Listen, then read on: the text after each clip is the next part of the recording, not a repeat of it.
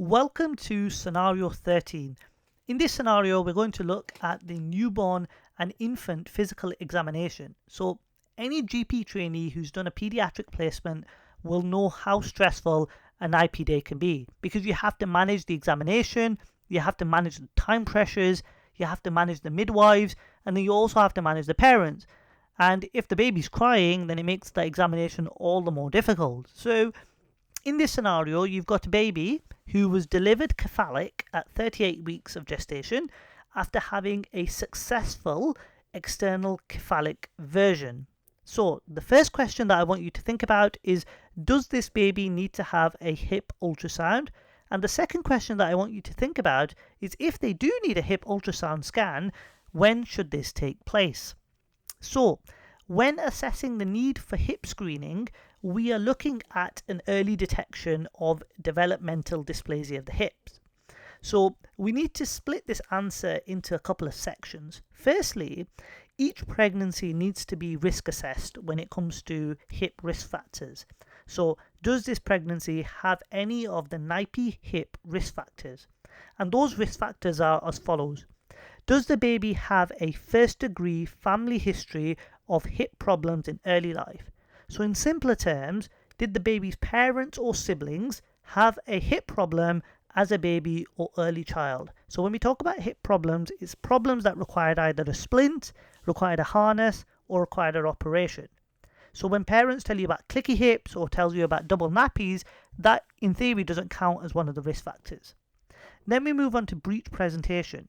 So did this baby at any point after 36 weeks of gestation have a breech presentation? Now this is irrespective of the type of delivery. So in our scenario, we know that the baby was delivered cephalic, so head down, but we know that they had an ECV done. So an ECV is a procedure done for a breech presentation. So our scenario would actually classify as having a hip risk factor. Now, the third hip risk factor is whether there's been a breech presentation at birth. So has a baby been delivered breech or had a breech presentation? And that's from any point after 28 weeks. And the final one is for multiple pregnancies. So if any of the twins have one of the breech risk factors, then the hip screening needs to take place for both babies.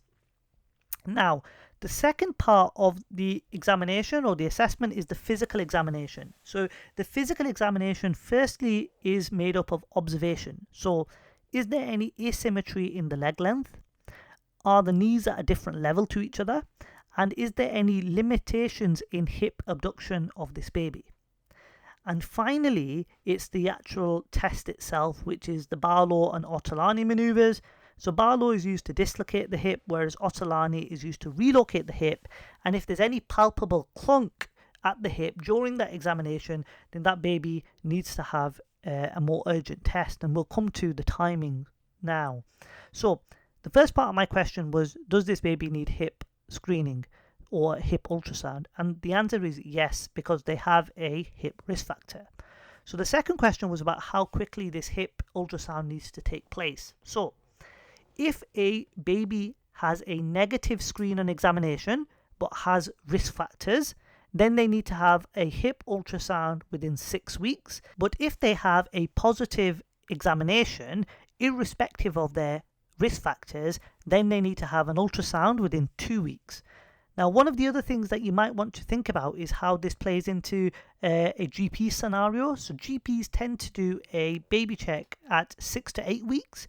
And if something has been missed or the sign is only present on the 6 to 8 week check, then we should refer urgently to a pediatric specialist team by 10 weeks of age. Now, I know that this is a fairly heavy scenario, but it does cover some of the really important factors around the neonatal hip screening program.